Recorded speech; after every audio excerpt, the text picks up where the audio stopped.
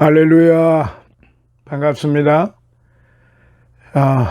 이제 8월 한가위 명절도 다 보냈고요. 갑자기 기온이 쭉 내려가서 감기 환자들이 많이 발생이 된다고 합니다.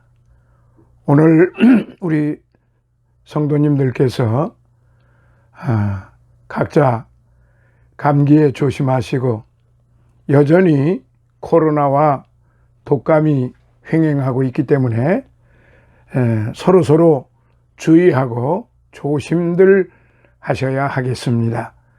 이제 오늘은 마태복음 28장 28-3편 16절로부터 시작을 하도록 하겠습니다. 먼저 오늘은 16절로부터 20절에 있는 말씀, 지상대명령에 대한 말씀을 같이 읽도록 하시겠습니다. 16절로부터 20절까지입니다. 11 제자가 갈릴리에 가서 예수의 명하시던 산에 이르러 예수를 배우고 경배하나 오히려 의심하는 자도 있더라. 예수께서 나와 일러 가라사대 하늘과 땅의 모든 권세를 내게 주셨으니 그러므로 너희는 가서 모든 족속으로 제자를 삼아 아버지와 아들과 성령의 이름으로 세례를 주고 내가 너희에게 분부한 모든 것을 가르쳐 지키게 하라. 볼지어다 내가 세상 끝날까지 너희와 항상 함께 있으리라 하시니라. 아멘. 이게 마지막 절수가 되겠습니다. 마태복음 28장 16절로부터 20절 1년이 넘도록 이 마태복음 강해를 통해서 우리는 하나님께서, 우리 주께서 주시는 말씀에 큰 은혜를 받았으며, 또한 그동안 알지 못했던 부분들도 또한 배워서 이제 알게 되었고, 또한 깨닫지 못하던 그런 부분들, 주님께서 주신 그 은혜를 너무 도외시하여 우리가 신앙생활하는데 얼마만큼 무지하고 어리석고 지혜롭지 못했고, 또한 시기하고 질투하고, 또한 원수를 사랑하지 못하고 주님의 뜻대로 살지 못했는가를 우리는 그동안에 마태복음을 공부하면서 많은 것을 이제 깨달았고, 또한 회개했으며, 그리고 더 잘하기 위해서 이렇게 끊임없이 하나님의 말씀을 공부하고, 또한 이제 저는 전하며 여러분들은 마음속에 이제 새겨서 신앙생활에 그렇게 잘 살아왔습니다. 이제 대망의 이제 28장을 마무리하면서 지상대명령, 즉 마태복음 1장부터 28장까지의 여러 말씀 속에서 여기에서 이제 마무리하는 말씀 계시는데, 그 말씀이 얼마나 중요한지 모릅니다. 그러니까 여기에 18절, 19절, 20절 다시 한번 읽겠습니다. 예수께서 나와 일러 가라사대 하늘과 땅의 모든 권세를 내게 주셨으니 그러므로 너희는 가서 모든 족속으로 제자를 삼아 아버지와 아들과 성령의 이름으로 세례를 주고 내가 너희에게 분부한 모든 것을 가르쳐 지키게 하라. 볼지어다 내가 세상 끝날까지 너희와 항상 함께 있으리라 하시니라. 아멘. 자, 이 말씀을 우리는 이제 마태복음을 마무리 공부하면서 정말로 주님께서 이렇게 사도 마태를 통해서 이런 말씀을 우리에게 주신 것은 바로 여기에 있는 것입니다. 너희는 가서 모든 족속으로 제자를 삼아, 즉 땅끝까지 이르러서 모든 족속으로 제자를 삼으라, 이렇게 말씀하셨죠. 그런데 제자를 삼는 것뿐만이 아니라 하늘과 땅의 모든 권세를 내게 주셨으니 아버지와 아들과 성령의 이름으로 세례를 주고, 이제 침례교회에서는 침례라고 말하죠. 근데 원어상 사실은 침례가 맞습니다. 그러나 뭐 이 부분에 대해서 제가 왈가왈부하지는 않겠습니다. 그러면서 내가 너희에게 분부한 모든 것을 잘 가르쳐라. 그리고 지키게 하라. 그런데 이제 끝 말씀, 내가 세상 끝날까지, 여기서 말하는 세상 끝날까지는 주님이 오시는 날, 주의 날이 임하시는 그날을 말합니다. 세상 끝날까지 너희와 항상 함께 있으리라 하시니라. 아멘. 너희와 함께 있으리라, 이렇게 말씀을 하셨는데, 여러분, 주님께서는 항상 우리와 함께 계신다는 사실을 잊지 마시기 바랍니다. 그래서 오늘 이 16절, 17, 18, 19, 20절에 대한 절수를 먼저 살펴보도록 하겠습니다. 11제자, 12제자 중 예수님을 배신한 뒤 자결한 가룟 유다를 제외한 11제자를 말합니다. 갈릴리에 가서 제자들이 부활하신 주님의 명령에 순종했음을 보여줍니다. 즉 제자들은 부활하신 주님을 목격하고 주님으로부터 직접 명령을 받은 여성들, 즉 막달라 마리아, 살로메 등 이 여성들의 말을 듣고 주님의 지시대로 갈릴리로 향했던 것입니다. 한편 부활하신 주님께서 굳이 당신의 제자들과 갈릴리에서 제외하신 이유가 있는데 무엇일까요? 승천 이전에 제자들에게 지상 대명령을 내리시기에 앞서서 제자들이 주님으로부터 부름을 받았던 바로 그 현장에서 처음으로 가졌던 복음의 열정을 다시 한 번 더 돌이켜 보도록 하기 위함이신 것이 아니었나 생각이 됩니다. 예수님의 명하시던 산, 갈릴리 지방 가버나움 뒤편에 위치한 산으로 구체적으로 어느 산을 가리키는 것인지는 분명치가 않습니다. 17절 경배 하나, 원어상에는 프로스키네오라고 하는 말입니다. 부복한다, 꿇어 엎딘다라는 뜻으로 왕에게 사용했던 용어이지요. 특히 마태는 그리스도에게 이 용어를 사용하였는데 이는 그가 왕으로 오신 그리스도를 강조하기 위함이었습니다. 의심하는 자도 있더라. 이는 예수님의 부활 자체에 대한 의심이라기보다 그들 앞에 선 분이 부활하신 예수님이라는 사실을 믿기 어려웠음을 의미하는 것으로 여겨집니다. 한편 의심하는 자는 11제자 중에 일부 혹은 그 자리에 함께 모여있던 500여 명의 형제들, 고린도전서 15장 6절 중 일부라는 견해도 있습니다. 18절 예수께서 나와, 예수님께서는 제자들 앞에 가까이 다가서심으로써 그들의 의심을 풀어주려 하셨습니다.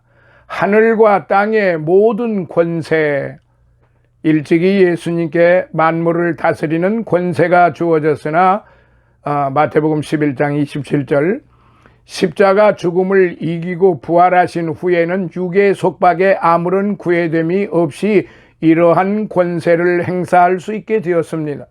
이제 예수님께서는 원수를 멸하고 나라를 하나님 아버지께 돌려드릴 때까지 이 권세로서 세상 만물을 다스릴 것입니다. 고린도전서 15장 6절 뿐만 아니라 이 권세로 제자들에게 선교 지상 대명령을 주신 것입니다. 19절 모든 족속, 유대인에게만 국한되었던 10장 5절로부터 6절 복음 전파의 명령이 이방인에게까지 확장되었습니다. 예수님의 죽음으로 말미암아 성소의 휘장이 찢어졌듯이 유대인과 이방인 사이에 막힌 담도 허물어졌던 것이지요. 아버지와 아들과 성령의 이름으로 세례를 주고, 여기서 이름으로는 이름 안에라는 뜻으로 성도들이 세례를 통해 삼위 하나님 안에 거하게 됨을 의미하는데요.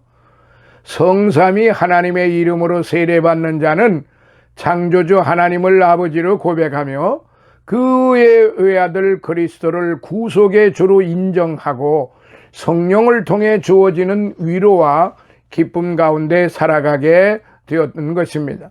한편 여기서 세례를 주다, 밥티조라는 말입니다.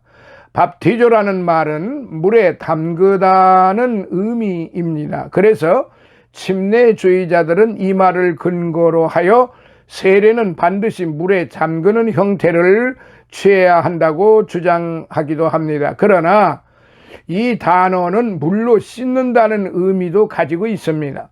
따라서 그 형식이 물에 잠그는 형식이든 아니면 단순히 물을 머리에 조금 적시는 형식이든 양자는 둘 다 성경에 근거한다고 대부분의 학자들은 그렇게 해석을 하기도 합니다만은 어쨌든 간에 좀 더 가까운 면으로 가는 것이 좋지 않겠나 그런 생각이 듭니다. 다만 여기서 중요한 것은 형식이 아니라 이 세례가 죄 사함의 징표이며 이는 주님의 명령이기에 반드시 대대로 시행되어야 한다는 점이지요. 자, 끝으로 20절 세상 끝날, 주께서 재림하시는 날로서 현 시대가 끝나고 새 하늘과 새 땅이 도래하게 될 것이다 이 말입니다. 항상 파사스타스 헤메라스, 파사스타스 헤메라스라는 뜻인데 직역하면 모든 날의 전체, 곧 매일의 뜻이라고 그렇게 해석이 됩니다. 자, 그러면은 이 부분에 대해서 한번 살펴보고 마무리를 짓도록 하겠습니다. 본문에는 예수님께서 승천하시기 직전 제자들에게 주셨던 소위 지상 대명령이 기록이 되어 있어요. 즉 28장 16절로부터 20절까지의 이 마태는 누가와 요한복음에 기록되어 있는 부활하신 예수님께서 이 지상에서 며칠간 활동하신 여러 모습들을 생략하고요, 곧바로 그리스도께서 제자들에게 사명을 맡기시고 있는 모습을 서술하고 있습니다. 이를 통해 본문은 예수 그리스도의 제자된 모든 성도들에게 과연 어떤 사명과 그 사명에 따른 약속이 어떻게 주어졌는가를 보여주고 있는데, 여하튼 예수님의 최종적 명령은 첫째, 가라. 둘째, 제자 삼으라. 셋째, 세례를 주라. 넷째, 가르쳐라. 그리고 다섯째, 지키게 하라는 말씀인 것입니다. 이렇게 사명과 이에 대한 약속을 주시는 예수 그리스도 앞에서 제자들은 그에게 경배하고 있습니다. 이렇듯 믿음의 눈으로 주님 되신 예수 그리스도를 바라보는 자는 그분을 경배하지 않을 수 없는 것입니다. 그러나 아무리 신실한 믿음을 가지고 있다고 할지라도 때로는 연약해지고 흔들릴 수도 있습니다. 특히 부활하신 예수님을 보고서도 오히려 의심하던 자가 있었다는 본문의 말씀에서도 잘 알 수 있어요. 그러나 예수님께서는 이들을 책망하지 않으시고 그들에게 사명을 맡기셨어요. 주님께서는 이렇게 믿음이 약한 자들에게 부활에 대한 분명한 증거들을 허락해 주시고 그들이 어떤 의심이든지 극복하고 이겨낼 수 있도록 도와주시는 것이지요. 자, 그렇다면 여기서 주님이 제자들에게 명하시고 계신 사명은 과연 무엇일까요? 이제 앞전에도 좀 말씀을 드렸지만은 좀 더 구체적으로 크게 두 가지로 요약을 해보겠습니다. 첫째, 모든 족속에게 말씀을 전파하고 제자를 삼으라는 말씀입니다. 주님께서는 제자들과 사역자들에게 모든 족속들에게 나아가 말씀을 전파할 것을 분부하셨어요. 그리고 궁극적으로 그들을 제자화할 것을 명령을 하셨습니다. 여기서 주님은 특별히 하늘과 땅의 모든 권세를 가지시고서 장엄하게 그의 제자들을 향하여 놀라운 사명을 부여하고 계십니다. 그러므로 이렇게 제자들에게 위임되어서 전파되어지는 구원의 소식은 모든 사람들에게 미치는 구원의 소식이 될 것입니다. 즉, 누구든지 원하는 사람은 나와 구원을 받을 수 있다는 것입니다.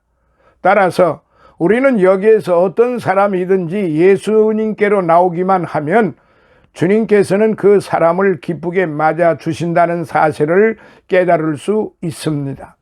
이렇듯 기독교는 죄에 빠져서 진노를 받을 수밖에 없는 죄인들을 구원하는 그러한 종교입니다.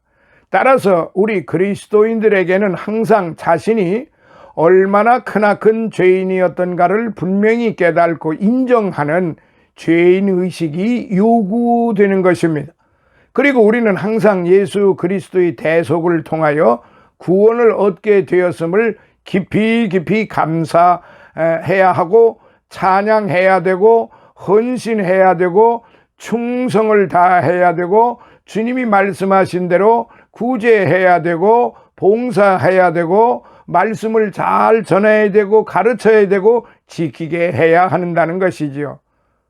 또한 우리들은 매일매일의 생활 속에서 놀라우신 하나님 아버지의 은혜를 간절히 구해야 하는 것입니다. 결국 모든 그리스도인들은 주님께서 말씀하신 것을 그 삶 속에 실천하면서 성부, 성자, 성령 곧 삼위일체 되신 하나님을 섬기는 종으로서 자신을 드려야 하는 것입니다. 그리고 그분의 제자된 자들로서 세상의 죄인들을 그리스도의 제자로 삼는 일에 힘써야만 하는 것입니다. 자, 둘째로 세례를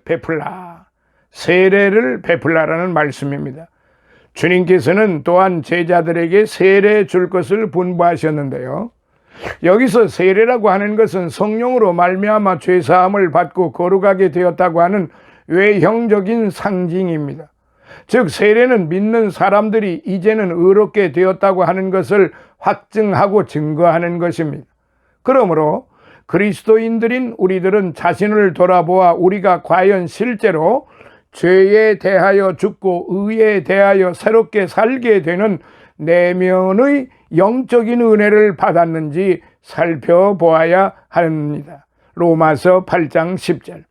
왜냐하면 이러한 은혜에 의해서만 진노의 자식이었던 사람들이 하나님의 자녀가 될 수 있기 때문입니다.